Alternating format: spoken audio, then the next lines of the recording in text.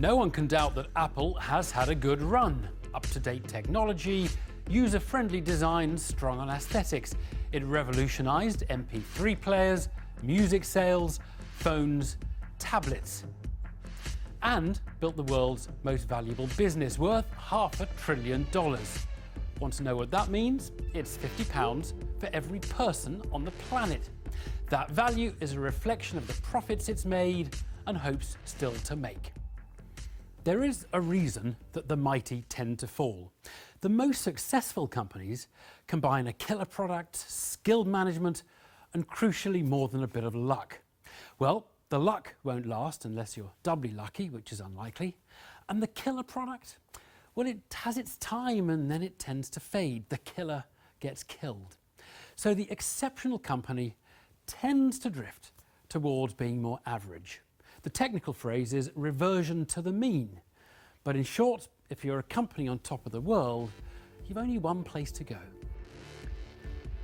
Corporate history is littered with the names of the once unassailable, reduced to more straitened times as technology, competition or politics eroded what seemed like a valuable competitive advantage.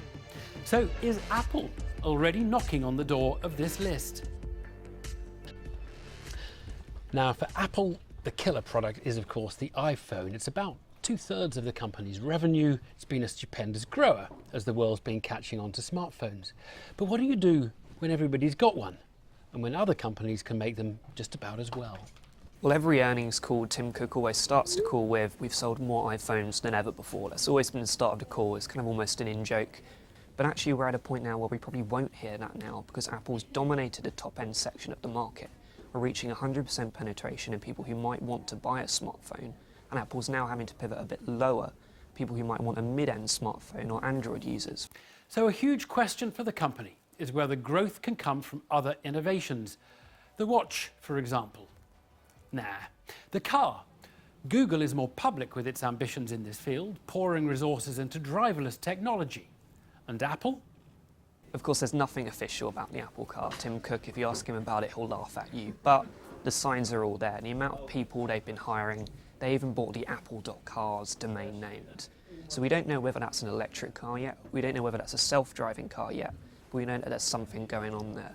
And that could be Apple's biggest product ever, because of course it's a lot more expensive than a laptop or a computer. So one is driven to think that Apple's future rests on China. Will the country upgrade from cheaper Android phones to premium Apple ones? It's the kind of journey that China wants to make, the world wants China to make, and yes, it may be the Chinese will step up the economic ladder. Yes, but maybe not at the current Apple premium. The traditional way of thinking about China for Apple was just manufacturing. Now, of course, they do make a lot of their products there, but actually in terms of a retail market, it's huge for them. There was a time last year where they were opening an Apple store in China every single week, and these stores are absolutely huge. They're to the scale of the big one in New York. So China to Apple is a big market for them because China was traditionally an Android market, and actually Apple's focusing a lot there to try and get people to switch up from Android to the iPhone. The problem is that being dependent on China right now, as Apple is to some extent, is not a great place to be.